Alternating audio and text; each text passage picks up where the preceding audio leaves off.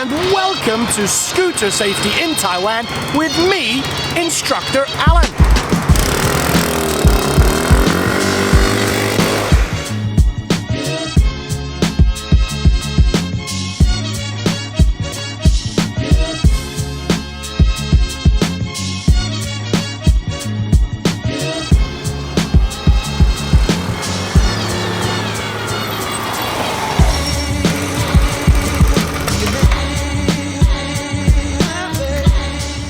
Yes, so you've just arrived, you've got a job, you've got an apartment. The next thing you need to get is some means of transport between that job and that apartment. And in Taiwan, undoubtedly that means you're going to be looking for a scooter. And with 14 million registered scooters among the population of Taiwan, you're going to want to be sure you know the do's and the don'ts and the rules and regulations so that you can fit in perfectly with the locals here and avoid getting yourself into trouble. But before we get into those rules and regulations, the do's and don'ts, let's think about what we should be looking for when we go to buy a scooter. If you choose to look in a scooter dealership like the one just over my shoulder, or even in supermarkets like this one, then you will find immaculate brand new scooters priced at around about $40,000 or $50,000. But my advice is do not buy a brand new scooter. Instead of spending all that money on something new and without any character whatsoever,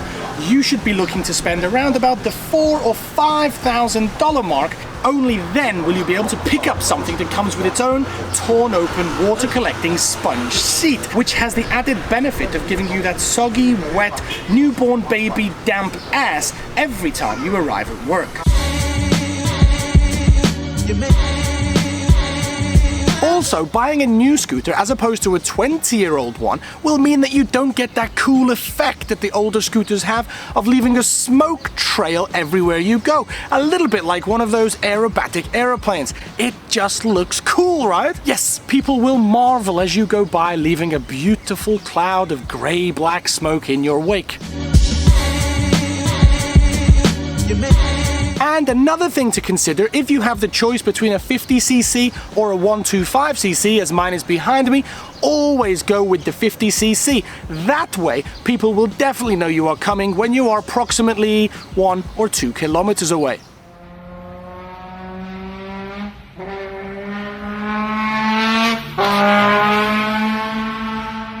So you've gone out and you've bought yourself a 20-year-old 50cc speed machine. But there is just one more thing to consider before we can get out onto the road. And that is why we've come to this specialist helmet shop where they stock helmets costing tens of thousands of dollars from brands such as Bell and Arai and the like. And as the old cliche goes, you should be spending the same amount of money on a helmet as the price that you would put on buying yourself a new head. So that's exactly why I came to the DIY store for my helmet and spent a little more than the value of my head and picked up this Pikachu colored beauty for $180.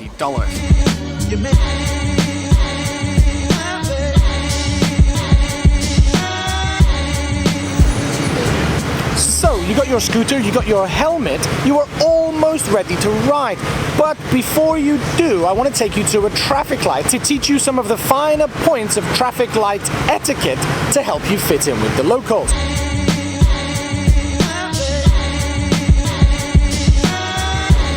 First of all, as with most countries, there are 3 colors to the traffic lights. Green, go of course, amber, meaning speed up and go as quickly as you can before the light hits red, and red, which according to my experience means absolutely nothing other than giving people a chance to stop and check their Facebook page on their phone.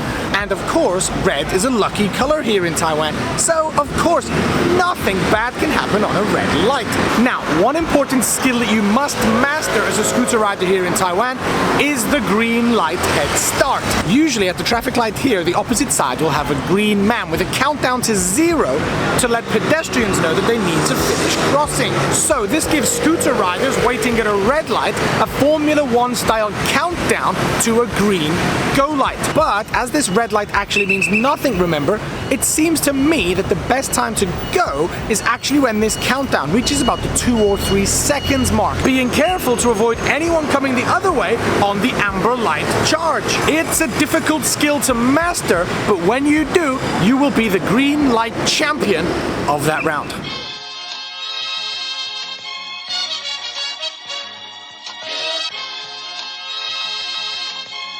Okay, so before we wrap up this very informative and educational video, there are a few more quick fire rules of the road that I think we haven't covered yet.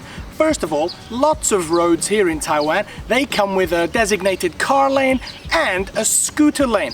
But the scooter lane is just a suggestion, and you will be awarded points for artistic flair the more weaving in and out of traffic you can do. Second of all, size matters. A little bit like paper, scissors, stone that the kids will often play in school, we have scooter, motorcycle, car, taxi, bus, van, blue truck.